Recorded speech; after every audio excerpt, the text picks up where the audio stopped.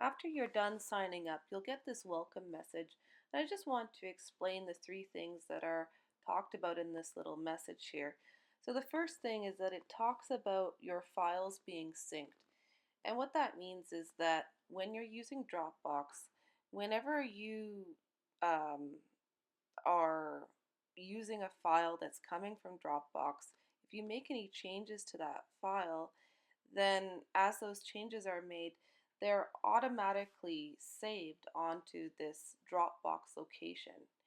So Dropbox is an online space where you can store files.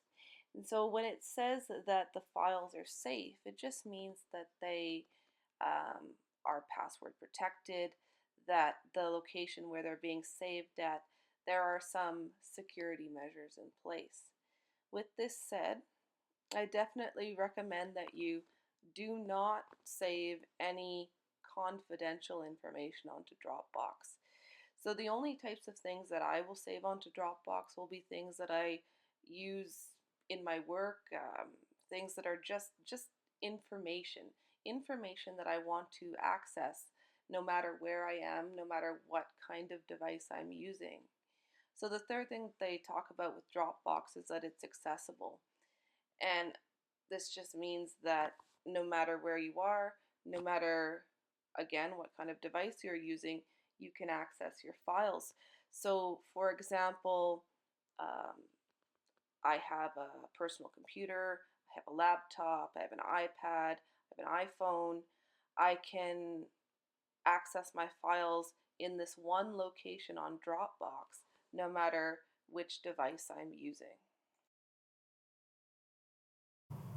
So I click next, and it tells you that you can do something called sharing a folder, and that's actually what I'm going to use to demonstrate to you here. All right, I'll make a folder, and then I will put a few documents in it, and then I'll show you what happens. All right, so I'll just click next. Okay, and then it also prompts you to check out this file that you get. All right, so it just says to choose the file or folder above, hover over it, then check the box. All right, so I'll check the box, and over on the right you'll find options to share, rename, move, and more. Okay, so it's just telling you the different things that you could do. All right, I'll just click next. And then it encourages you to use some of the other options. We're not going to get into that. If you feel like checking them out on your own, you can. I use something different if I'm working with a team. The way that I use Dropbox is mainly just to store files and to share files, because not everybody wants to use Dropbox. Right? So the main reason why I share files using Dropbox is because you don't have to be signed up to access a file that somebody is sharing with you, right? They email you the link, and then you click on the link and you can see the document, and you don't need a Dropbox account to see that document, right? So that's the main reason why I use Dropbox. Just click on next.